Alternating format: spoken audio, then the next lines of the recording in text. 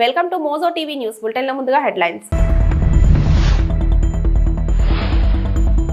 మాల్దీవుల పర్యటనలో భారత ప్రధాని మోడీకి అద్భుత స్వాగతం పలికిన స్థానికులు.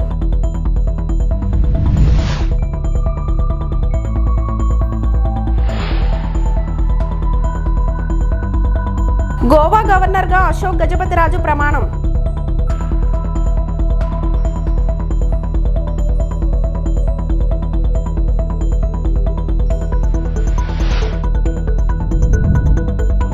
నీళ్ల కోసం మరో తెలంగాణ ఉద్యమం చేస్తాం. బనకచర్ల ప్రాజెక్టుపై చంద్రబాబు రేవంత్ రెడ్డికి హరీష్ రావు వార్నింగ్.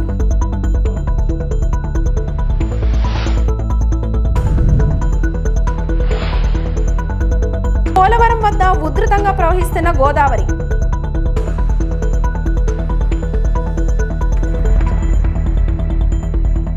ఎక్కడైతే ఇండియా అవుట్ అన్న నినాదం వినబడిందో అక్కడే నరేంద్ర మోదీ జిందాబాద్ నినాదాలు దద్దరిల్లాయి. మాల్దీవుల పర్యటనలో భారత ప్రధాని మోదీకి అద్భుత స్వాగతం పలికిన స్థానికులు.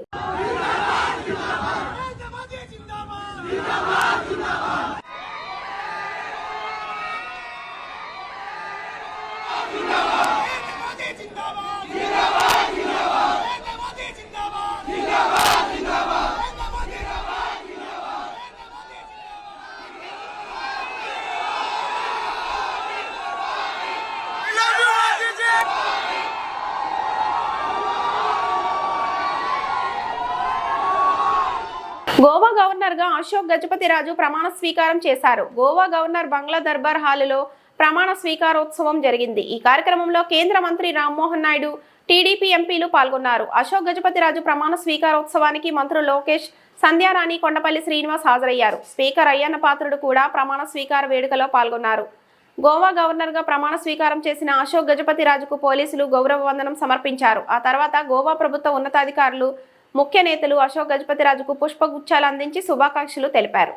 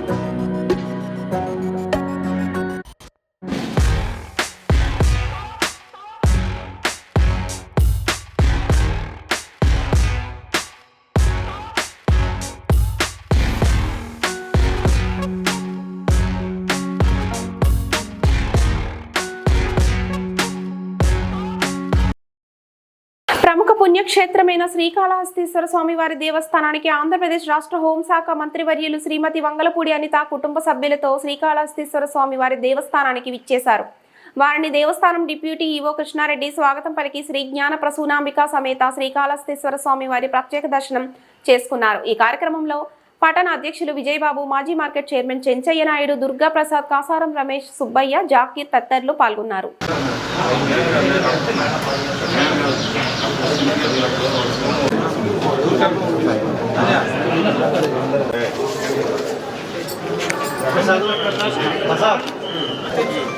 థ్యాంక్ యూ అండి. సడన్గా పెట్టుకున్నాను, ఫోన్ చేయడం కొంచెం లేట్ అయింది.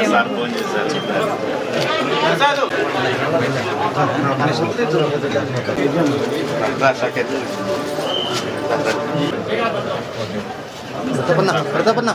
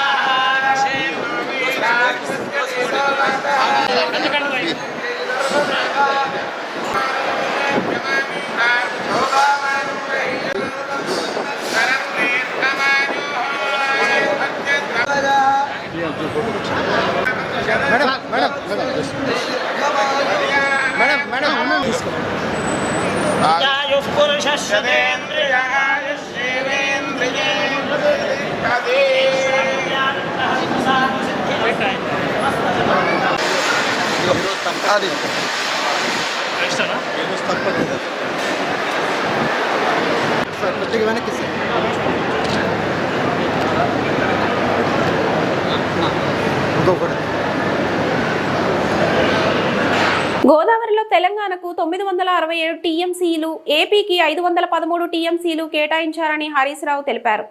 తెలంగాణ చర్చ సందర్భంగా ఇవి కూడా చర్చకు వచ్చాయని అన్నారు. కానీ తెలంగాణకు రావాల్సిన 967 టీఎంసీలను కూడా ఏపీ వ్యతిరేకిస్తుందని మండిపడ్డారు. తెలంగాణ ప్రాజెక్టులను వ్యతిరేకిస్తూ రాసిన లేఖలను ఏపీ ప్రభుత్వం వెనక్కి తీసుకోవాలని డిమాండ్ చేశారు. హైదరాబాద్ ఉప్పల్ సమీపంలోని మల్లాపూర్ విఎన్ఆర్ గార్డెన్లో శనివారం నాడు నిర్వహించిన బీఆర్ఎస్వి రాష్ట్ర స్థాయి సదస్సుకు హరీష్ రావు హాజరయ్యారు. ఈ సందర్భంగా బనకచర్ల ప్రాజెక్టుపై పవర్ పాయింట్ ప్రజెంటేషన్ ఇచ్చారు. బ్యాక్ వాటర్ లో పోతిరెడ్డిపాడు హెడ్ రెగ్యులేటర్ తర్వాత నిర్మించిన క్రాస్ రెగ్యులేటర్ పేరు బనకచెర్ల. ఆ బనకచెర్ల దగ్గర 4 క్రాస్ రెగ్యులేటర్స్ ద్వారా పెన్నా బేసిన్ రాయలసీమ జిల్లాలకు నీళ్లు తీసుకుపోయేటువంటి క్రాస్ రెగ్యులేటరే బనకచెర్ల. అంటే గోదావరి నీళ్లను రాయలసీమకు తీసుకుపోయే ప్రాజెక్ట్. ఆ బనకచెర్ల క్రాస్ రెగ్యులేటర్ లో ఈ నీళ్లు వదిలిపెడితే అక్కడి నుంచి రాయలసీమ జిల్లాలకు నీళ్లు తీసుకుపోయే ప్రాజెక్టు గోదావరి బనకచెర్ల. నెక్స్ట్ ఏంటి ప్రాజెక్టులో వాళ్ళ ఉద్దేశం ఏంది? రోజుకు 2 టీఎంసీల నీళ్లను పోలవరం ప్రాజెక్ట్ నుంచి బనకచెర్లకు తీసుకువెళ్లి ఒక 200 టీఎంసీలను మళ్లించేటువంటి ప్రాజెక్టు. దానికంటే ముందు ఒక పాయింట్ మీరు బాగా అర్థం చేసుకోవాలి. ఒక నది, ఏ నది అయినా వివిధ రాష్ట్రాల గుండా వివిధ దేశాల గుండా ప్రవహిస్తూ ఉంటుంది. గోదావరి నది తీసుకుంటే 7 రాష్ట్రాల్లో ప్రవహిస్తుంటుంది. మహారాష్ట్ర, కర్ణాటక, తెలంగాణ, ఆంధ్రప్రదేశ్, మధ్యప్రదేశ్, ఒరిస్సా, కొంత ఛత్తీస్గఢ్ కూడా వస్తుంది. సో ఇన్ని రాష్ట్రాల్లో ప్రవహిస్తే ఆ నదీ జలాలను ఎలా పంచాలి?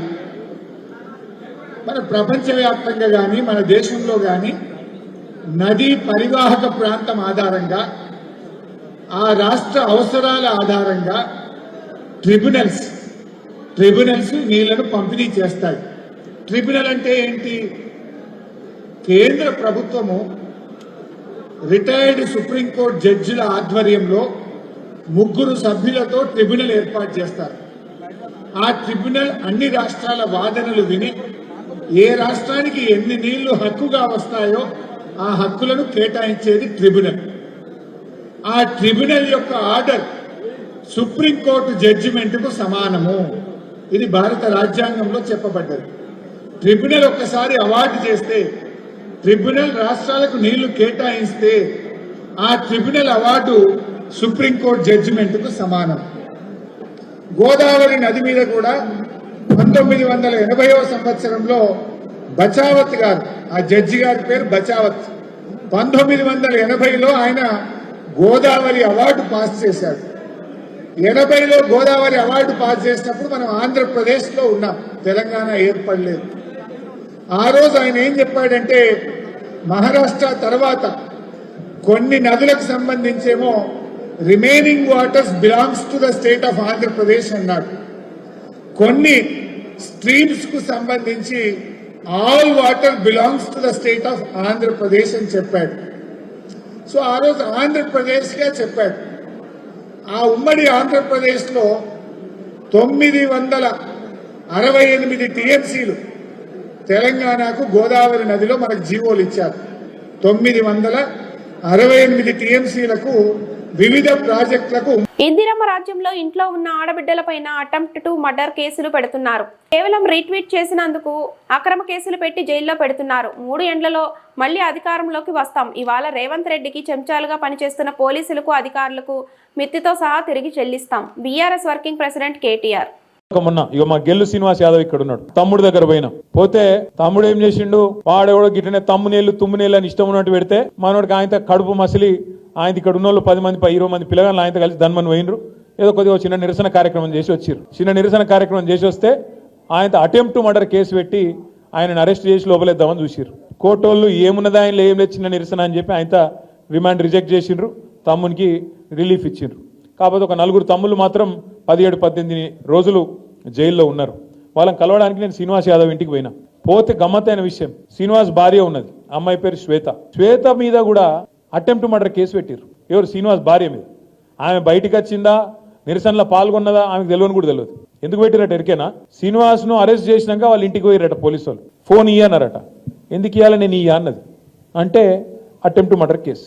గిది ఇందిరమ్మ రాజ్యం, గిది ప్రజాపాలన.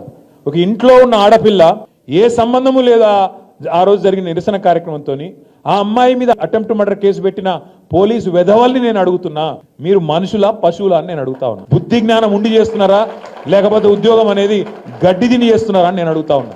అటెంప్ట్ మర్డర్ కేసు పెడతారండి ఒక అమ్మాయి మీద? నాకు అర్థం కాదు. ఇంట్లో ఉండే అమ్మాయి మీద, ఇద్దరు చిన్న చిన్న పిల్లలు ఉన్నారు ఆమెకు, ఆమె మీద అటెంప్ట్ మర్డర్. గిది వీని పాలన. ఇక దీన్ని మనం మురిసి పరవశించి ఓహో ఆహా మొహబ్బత్ కా దుకాణాన్ని మనం సపోర్ట్లు కొట్టాలి. అట్లే ఇంకొక కేసు, నల్లబాలు అన్న పిల్లగాడు ఉంటాడు సోషల్ మీడియాలో, వాని అసలు పేరు శశిధర్ గౌడ్. ఆ శశిధర్ గౌడ్ మీద ఇప్పటికి 12 కేసులు పెట్టారు. ఆఖరికి మొన్న ఒక రీట్వీట్ కొట్టినందుకు, బీఆర్ఎస్ పార్టీ పెట్టిన ఒక పోస్టుకు రీట్వీట్ కొడితే ఆ పిల్లగాన్ని అరెస్ట్ చేసి అన్నం తింటుంటే బరబర గుంజుకపోయి ఇప్పుడు ఉగ్రవాదో తీవ్రవాదో అన్నట్టు గుంజుకపోయి 20 రోజులు జైల్లో పెట్టిండ్రు. ఇది వీని ప్రజాపాలన. ఇది ఈ రాష్ట్రంలో పోలీసులు నడుపుతున్న తీరు. నేను మీ అందరి సమక్షంలో మీ అందరి సాక్షిగా ఒకటే మాట చెప్తా ఉన్నా. ఇవాళ విర్రవీగుతున్న పోలీస్ అధికారులు, ఇవాళ ఎవరైతే రేవంత్ రెడ్డికి చెంచగాల లెక్క పనిచేస్తున్న అధికారులు ఉన్నారో ఒక్కొక్కరికి తప్పకుండా నేను చెప్తా ఉన్నా, 3 ఏళ్లలో మళ్ళా వస్తాం. ఒక్కొక్కరికి మిత్తితో సహా ఇచ్చే బాధ్యత మాది. మీ సూర్యాపేటలో నల్లగొండలో కూడా ఎవడన్నా ఎక్స్ట్రాలు చేస్తే వాడు ఎవడన్నా కానీ కలెక్టర్ కానీ వాని అయ్య కానీ ఎవడన్నా కానీ ఎక్స్ట్రాలు చేస్తే వాళ్ళకు చెప్పండి, పేరు రాసి పెట్టుకోండి. నేను పక్కా చెప్తున్నా 3 ఏళ్లలో మీ అందరి దయతో తెలంగాణ ప్రజల ఆశీర్వాదంతో తిరిగి కేసీఆర్ గారు ముఖ్యమంత్రి అవుతారు. బరాబర్ హిసాబ్ కితాబ్ చేస్తాం. ఇలా ఎగిరెగిరి పడుతున్న కాంగ్రెస్ నాయకులు, వాళ్ళకు తొత్తులుగా పనిచేస్తున్న కొంతమంది పోలీసులు తప్పకుండా మిత్తితో సహా ఇచ్చే బాధ్యత నాది అనే మాట నేను విజ్ఞప్తి చేస్తా ఉన్నా. ఎవన్ అయ్యకు భయపడేది లేదు. రేవంత్ రెడ్డి కాదు వాని తాత జేజమ్మ దిగొచ్చిన మళ్ళా కేసీఆర్ గారు ముఖ్యమంత్రి కావడాన్ని ఎవడు అడ్డుకోలేడు. ఇది వాస్తవం. సోనియా గాంధీ ఇచ్చిన లేఖలో ఏముందో కూడా రేవంత్ కు తెలియదు. కనీసం లేఖ చదివే తెలివి లేదు. కనీసం లేఖలో ఏముందో తెలియకుండానే మురిసిపోయాడు. కార్యక్రమానికి రాలేనన్న సోనియా మాటలే తనకు Oscar award, life time achievement award అని రేవంత్ చెప్పుకుంటున్నాడు. రేవంత్ రెడ్డికి ఇవ్వాల్సింది ఆస్కార్ అవార్డు కాదు, భాస్కర్ అవార్డు అంటూ రేవంత్ రెడ్డిపై బీఆర్ఎస్ కాంగ్రెస్ ప్రెసిడెంట్ కేటీఆర్ సెటైర్లు. నేను చూస్తున్నా ఢిల్లీలో ముఖ్యమంత్రి గారు ఇట్లా పరవశించిపోతున్నాడు మాట్లాడుకుంటా. ఏమైందిరా వీనికే నేను అనుకుంటే, ఏమైందంటే ఆయన కట సోనియా గాంధీ ఉత్తరం రాసిందట. ఏమని? శ్రీమతి సోనియా గాంధీ जी मुझे अप्रिशिएट करते हुए एक खत लिखा है. సోనియా గాంధీ గారు నాకు ఉత్తరం రాసిండ్రు, చాలా బాగా చేసినామని రాసిండ్రు. నేను దానికి ఇది నాకు ఆస్కర్ అవార్డు కంటే, నాకు లైఫ్ టైం అచీవ్మెంట్ కంటే, గోల్డ్ మెడల్ కంటే ఇదే నాకు ఎక్కువ అన్నాడు. This is for me life time achievement, this is for me Oscar award, this is for me Nobel prize. ఏం రాసిందిరా సోనియా గాంధీ ఈయనకని చెప్పి నేను పరిశాన్ అయినా. ఇంతకు ఏం రాసిందయా అని అందులో ఉంటే ఆ ఉత్తరం, ఈయనకేమో పాపం చదువు రాదు, చెప్పేటోడు ఎవడు లేడు పక్కకు. ఆ డిగ్రీ కూడా నాకు తెలిసి దొంగ డిగ్రీ తప్ప నిజాం డిగ్రీ అయితే కాదు. మీరు చూడు, ఆ లెటర్ చూసిరా లేదా మీరు? ఆ లెటర్లు ఏం రాసింది తెలుసా? సోనియమ్మ, నువ్వు పిలిచినావు నన్ను, కానీ నేను రాలేకపోతున్నా, ఏమనుకోకని రాసింది. అంతే, తప్ప ఏం రాయాలి. దానికి ఈయన పట్టుకొని ఇగో ఇది నాకు ఆస్కర్ అవార్డు, నీకు కావాల్సింది ఇవ్వాల్సింది ఆస్కర్ అవార్డు కాదురా నాయన, నీకు ఇవ్వాల్సింది భాస్కర్ అవార్డు. అదేదో సినిమాలు చెప్తారు చూడు, భాస్కర్ అవార్డు అని. ఈయన చేసిన మోసాలకు ఇవ్వాల్సింది భాస్కర్ అవార్డే తప్ప ఆస్కర్ అవార్డు అయితే కాదు. ఎవడో ఒకడు దయచేసి ఎవరో ఒకరు మీరు పోయి చదువు చెప్పురు కొద్దిగా ఆయనకు. ఎందుకంటే ఆయనకు వాళ్ళు ఉన్నదేదో తెలియదు, ఎవరో ఏదో రాసిస్తే చదువుడు తప్ప లొడలోడ ఒరుడు తప్ప ఏం తెలియదు.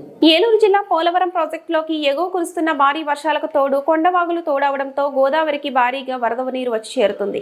ఎగువ భద్రాచలం దగ్గర 34 అడుగులకు చేరుకున్న గోదావరి వరద ప్రమాద స్థాయికి రావడంలో లోతట్టు ప్రాంతాల ప్రజలు బిక్కుబిక్కుమంటూ జీవిస్తున్నారు. ప్రాజెక్టులోని ఎగువ స్పిల్వే దగ్గర నీటి మట్టం 29.620 మీటర్ల నమోదు కాగా, దిగువ స్పిల్వే దగ్గర 20.220 మీటర్లు నమోదు కాగా, ఎగువ కాపర్ డ్యాం దగ్గర 29.950 మీటర్లు మరియు దిగువ కాపర్ డ్యాం దగ్గర 19.700 మీటర్లు వరద నమోదైనది. 48 రేడియల్ గేట్ల ద్వారా 4,22,271 క్యూసెక్కుల వరద జలాలను దిగువకు వదులుతున్న జలవనరుల శాఖ అధికారులు.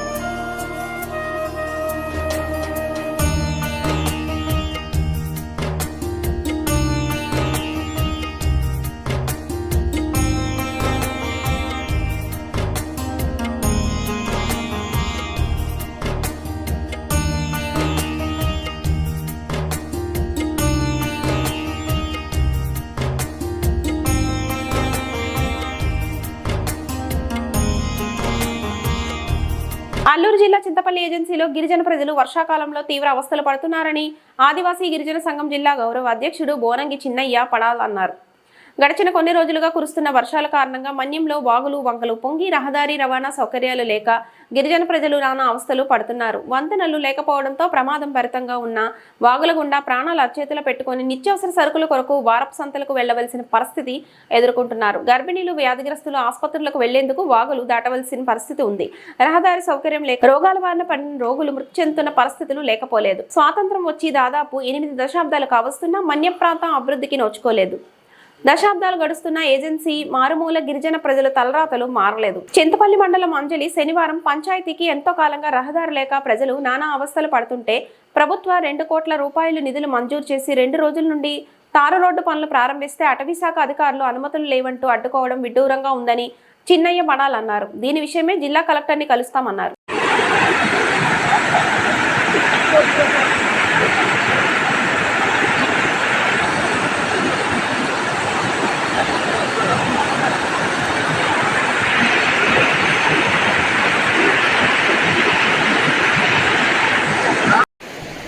నా పేరు పాంగి నాగేశ్వరరావు. ఈ రాత్రి వర్షంకి తాత్కాలికంగా తోరలేసినటువంటి ఈ యొక్క గంగావరం బ్రిడ్జిని రాత్రి వర్షంకి కొట్టుకుని పోయింది. ఇక నుండి మన గిరిజన ప్రజలకి తీవ్రమైన ఇబ్బందులే. ఎన్నిసార్లు మేము స్టేట్మెంట్లు ఇచ్చినా కానీ ఎటువంటి అధికారులు స్పందించడం లేదు. ఈ రోజు నుండి ఇంకా మాకు కష్టాలే ఇంకా తీరవు. ఇక నుండి ఏ నిత్య అవసర సరుకులు తీసుకురావాలన్నా, ఎక్కడికి హాస్పిటల్కి వెళ్ళాలన్నా, గర్భిణీ స్త్రీలకు హాస్పిటల్కి తీసుకెళ్ళాలన్నా ఇక నుండి ఇంకా మాకు చాలా ఇబ్బందివే. ఈరోజు వర్షంకి ఈ తోరలన్నీ కూడా తాత్కాలికంగా చేసినటువంటి ఈ తోరలను కూడా కొట్టుకుపోయింది. దీన్ని వెంటనే అధికారులు స్పందించి మా యొక్క ప్రజలకి కనికరపడి బ్రిడ్జిని కూడా త్వరలో నిర్మించేటట్టు మీరు సహాయపడతారని కూడా ప్రభుత్వం వారికి కోరి ప్రార్థిస్తున్నారు. అనకాపల్లి జిల్లా నర్సీపట్నంలో దళిత రైతులు 3 రోజుల నుండి నిరాహార దీక్ష. అధికారుల స్పందన కరువు. అంబేద్కర్ విగ్రహానికి వినతి పత్రం అందజేత. జీ కోడ్ 332 సర్వే నంబర్లో క్వారీ రద్దు చేయాలని రైతులు 3 రోజుల నుంచి ఆర్డీఓ ఆఫీస్ దగ్గర నిరాహార దీక్ష చేస్తున్నా పట్టించుకొని ఆర్డీఓ దళితులన్నా, దళితుల ప్రాణాలన్నా, దళిత భూములన్నా ఈ అధికారులకు లెక్కలేదని మైనింగ్ చేస్తున్న వాళ్లే ముఖ్యమన్నట్లుగా రెవెన్యూ అధికారులు ఉన్నారు. ఈ క్వారీ వల్ల ఈ దళితులకు జరుగుతున్న అన్యాయాన్ని వివరిస్తూ ఈ క్వారీని రద్దు చేయాలని ఏకైక డిమాండ్తో ఈ నిరాహార దీక్ష చేస్తామన్నారు. కాబట్టి ఈ రెవెన్యూ అధికారులు ఎన్ని రోజులు ముఖం చాటేస్తారు అని చెప్పేసి అడుగుతున్నాం. ఆర్డీఓ స్పందన లేదు అని చెప్పేసి నిరసనగా సాయంత్రం 4 గంటలకు టెంట్ ముగిసిన తర్వాత ర్యాలీగా అంబేద్కర్ విగ్రహం వరకు వెళ్లి అంబేద్కర్కి వినతి పత్రం ఇవ్వడం జరిగింది.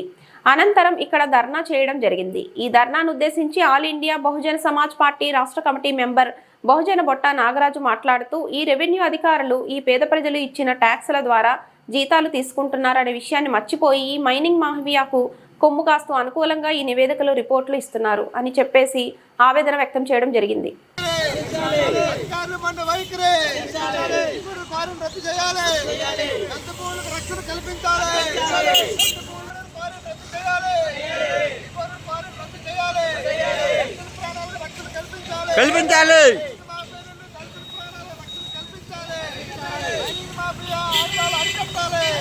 పేరు బహుజన బొట్ట నాగరాజు.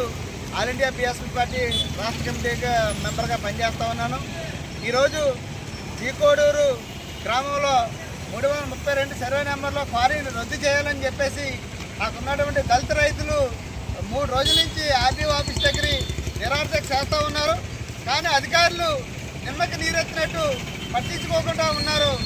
అలా బాగా మళ్ళీ ఈ భూముల దగ్గర, ఆ క్వారీ దగ్గర ఈ రైతులు భూమి లేదని చెప్పేసి ఎంఆర్ఓ చెప్తా ఉన్నాడు. మరి ఎవరికి భూమి ఉండదని చెప్పేసి అంటా ఉన్నాను. బంగారాజు దగ్గర భూమి ఉన్నదా, లేదంటే బంగారాజు వెనకాల ఉన్నటువంటి దళారులకు భూమి ఉన్నదని చెప్పేసి అడుగుతా ఉన్నాం. ఎంఆర్ఓ గారు ఉద్యోగం కోసం వచ్చారు ఇక్కడ మీరు, అంతే తప్ప మేము కట్టే పనులతో మీరు జీతాలు తీసుకున్నారు. కానీ బంగారాజు మైనింగ్ మాపించే డబ్బులతో మీరు జీతం తీసుకోవట్లేదని చెప్పేసి చెప్తా ఉన్నాం. కాబట్టి మీరు మా కోసం పని చేయాలి తప్ప ఎంఆర్ఓ గారు కానీ ఆర్టీఓ గారు కానీ అంతగాని మైనింగ్ మాఫీ కోసం పనిచేస్తే చూస్తూ ఊరుకోవని చెప్పి చెప్తా ఉన్నా. అలాగే ఆర్డీ ఆఫీసర్ ధర్నా చేస్తూ ఉంటే కనీసం అక్కడికి వచ్చి ఎందుకు మీరు టెంట్ వేశారు, మీ సమస్య ఏంటని చెప్పేసి అడగడానికి మీకు నామోసీగా ఉంది. అదే మీరు బంగారాజు అనే శంశంకర్ దగ్గరకు ఫోన్ చేస్తే మాత్రం పరుగులు ఎట్టుకుని పోతా ఉన్నారు. అలాగే మీరు బయట నర్సీపల్లి ఎంఆర్ఓ గారు ఆర్డీ వారు కూడా ఇది తప్పుడు టెంట్ వేస్తున్నారు అలా అని చెప్పేసి అన్నారు. మీరు ఎలా నిర్ణయిస్తారని చెప్పేసి అడుగుతా ఉన్నాం. మీరు మా దగ్గర రావాలి కదా, మా వాళ్ళ దగ్గర పాస్బుక్లు ఉన్నాయి కదా, ఆ పాస్బుక్లు కూడా ఒకసారి చూపిస్తాం, మీరు చూడండి. దళితులే కదా, ఈ దళితులకి ఈ బిఎస్పీ పార్టీ ఐపీఎస్పీ పార్టీ వాళ్ళు సిపిఎం వాళ్ళు ప్రజా సంఘం అందరూ కూడా చేస్తూ ఉన్నారు. కానీ మీరేమో చిన్న చూపు చేస్తూ ఉన్నారు. కానీ నేను తీవ్ర స్థాయి తీసుకెళ్తామని చెప్పి చెప్తా ఉన్నాం. ఇక్కడ ఆర్డీఓ గారు కానీ ఎంఆర్ఓ గారు కానీ ఒకటే చెప్తా ఉన్నాం, మీరు తప్పుడు నివేదికలు ఇస్తున్నారు కలెక్టర్ గారికి. దళితుల భూములు మీరు కాజాలని చూస్తూ ఉన్నారు. అంటే బడా బాబులు ఎవరైతున్నా బంగారాజుకి వస్తస్తులు ఇస్తా ఉన్నారు. అది మంచి పద్ధతి కాదు. ఆర్డీఓ గారు ఎంఆర్ఓ గారు చెప్తాను, నేను రెవెన్యూ డిపార్ట్మెంట్ వారికి అలాగే కలెక్టర్ గారు కూడా రిక్వెస్ట్ చేస్తా ఉన్నాం. ఇన్ని ధర్నాలు చేస్తా ఉన్నాం, 4 రోజుల పాటు కార్యక్రమాలు చేస్తూ ఉంటే కనీసం ఏం జరుగుతుందని చెప్పేసి కూడా మీరు పట్టించుకోవట్లేదు. మీరందరూ ఎవరి కోసం ఉన్నారని చెప్పేసి అడుగుతా ఉన్నాం. ఇక్కడ ఉన్నటువంటి పొలిటికల్ లీడర్స్ కోసం ఉన్నారా, లేదంటే ఇక్కడ ఉన్నటువంటి బడా మైనింగ్ మాఫియా కోసం ఉన్నారా అని చెప్పేసి అడుగుతున్నాం. అందుకనే చెప్తా ఉన్నాం, మీరు మా కోసం ప్రజల కోసం ఉన్నారు. మేము కట్టే పనులతో మీరు చేతులు తీసుకున్నారు కాబట్టి మా కోసం పనిచేయాలి. ఈ కార్యక్రమాలని ఇంతటితో వదలం మిమ్మల్ని అని చెప్పేసి అడుగుతా ఉన్నాం. ఏదైతే మీరు మైనింగ్ లీజులు ఇచ్చారో ఇవ్వలేదో తెలియదు మాకు, కానీ తప్పుడు మాత్రం లీజులు ఇచ్చారని చెప్పేసి మైనింగ్ పట్టుకోవడానికి చూస్తూ ఉన్నారు. అక్కడ ఉన్నటువంటి మా దళితుల భూములన్నీ కూడా పోతా ఉన్నాయి. అక్కడ ఉన్నటువంటి పంటలు పోతా ఉన్నాయి. ఇలా ప్రాణాలకు ప్రమాదం ఉంది, అక్కడ ఉన్నటువంటి పశువుల ప్రమాదం ఉంది. అది పోక మా వాళ్ళు చంపేస్తామని చెప్పేసి బెదిరిస్తూ ఉన్నారు మైనింగ్ మాఫియా దళారులు. ఎక్కడెక్కడో వచ్చి ఇక్కడ మా వాళ్ళకి ఎడుగు సీట్ చేస్తూ ఉన్నారు. అక్కడ డాక్టరేట్ దగ్గర ఎలాగైతే ఎడగొట్టేసి అక్కడ ఎలాగైతే అక్కడ అమాయక గిఫ్ట్లు మాయ చేసి డాక్టరేట్ కొట్టుకుపోతూ ఉన్నారు. అదే దళారులు ఇక్కడికి వచ్చి మళ్ళీ ఈ యొక్క ఈ మాఫియా కోడిగా ఈ నెలరాయి కోరిని కూడా అప్పచెప్పాలని చెప్పి చూస్తూ ఉన్నారు. ఇది మంచి పద్ధతి కాదని చెప్తా ఉన్నాం. మీరు మా భోజనలే, కాకపోతే మీరు ఈ దళితుల పక్క ఉండాలి, అమాయకుల పక్క ఉండాలి. ఎవరైతే నష్టపోతున్నారో వాళ్ళ పక్క ఉండాలి తప్ప మీరు పైసలు కక్కుర్తుపడి ఈ రోజు బంగారాజు వైపు ఉండి ఎలా ఇబ్బందులు పెడతా ఉన్నారు. అది మంచి పద్ధతి కాదని చెప్తా ఉన్నాం మైనింగ్ దళారులకి. అలాగే ఇక్కడ ఏదైతే డిపార్ట్మెంట్లు ఉన్నాయో మిగతా వాళ్ళందరూ కూడా మీరందరూ సహకరించండి. మీరు కానీ 2-3 రోజుల్లో కానీ ఈ సమస్య పరిష్కారం చేయకపోతే మా బహుజన సత్తా ఏటో మీకు చూపిస్తామని చెప్పి చెప్తాను. ముఖ్యంగా నర్సీపల్లి నడిబొట్లో ఇంత కార్యక్రమాలు చేస్తూ ఉంటే ఇక్కడ కూటమి నాయకులు కానీ గతంలో ఉన్నటువంటి వైసీపీ నాయకులు కానీ జనసేన నాయకులు కానీ ఎవరు కూడా పట్టించుకోవట్లేదు. అంటే దళితులుంటే చిన్న చూపు లేదా బంగారాజు నుండి మీ అందరూ కూడా ఉడుపులందయ్యా అని చెప్పేసి అడుగుతా ఉన్నాం. ఇప్పటికైనా సరే మీరందరూ నిజంగా ఈ సొసైటీని మార్చాలని చిత్తశుద్ధున్న రాజకీయ పార్టీలు అయితే ఈ దళిత నిరార్థకి మద్దతు ఇవ్వాలని చెప్పేసి అడుగుతూ ఉన్నాం. లేదు మేము బంగారాజుకి ఇచ్చే పైసలు తక్కువ దొరుకుతున్నామంటే అది మీ విద్యుత్గా వదిలేస్తారని కూడా చెప్తా ఉన్నాం. మరొకసారి ఎక్కున్నటువంటి రెవెన్యూ డిపార్ట్మెంట్కి రిక్వెస్ట్ చేస్తాను, ఈ సమస్య కానీ పరిష్కారం చేయకపోతే తీవ్ర పరిణామాలు ఎదుర్కోవాల్సి వస్తుందని చెప్పేసి కూడా హెచ్చరిస్తున్నాం. అక్కడ ఉన్నటువంటి భూములు బంగారాజు కానీ మైనింగ్ మాఫియా జాగిరి కాదు, ఇది మా భూములు అని చెప్పేసి చెప్తా ఉన్నాం. మా దళిత భూములని కూడా చెప్తా ఉన్నాం. కాబట్టి మైనింగ్ మాఫియాలారా అని చెప్పేసి అడుగుతా ఉన్నాం. మైనింగ్ మాఫియా దళారులారా అని చెప్పేసి అడుగుతూ ఉన్నాం. అలాగే ఎంత మైనింగ్ ఏదైతే ఉందో లీజులు రద్దు చేయాలని చెప్పేసి కూడా మేము డిమాండ్ చేస్తా ఉన్నాం. చీకోడూరు క్వారీని రద్దు చేయాలి, చీకోడూరు క్వారీని రద్దు చేయాలి, చీకోడూరు క్వారీని రద్దు చేయాలి. రైతు ప్రాణాలకు రక్షణ కల్పించాలి, రైతు భూములకు రక్షణ కల్పించాలి, రైతు భూములకు రక్షణ కల్పించాలి. మాఫియా ఆగడాలను అడ్డుకట్టాలి, మాఫియాతో నిలాఖతున్న రెవెన్యూ డిపార్ట్మెంట్ అన్న కొలు తెరవాలి, మాఫియాతో నిలాఖతున్న రెవెన్యూ డిపార్ట్మెంట్ కొలు తెరవాలి, రెవెన్యూ డిపార్ట్మెంట్ రైతుల పక్షాన నిలవాలి.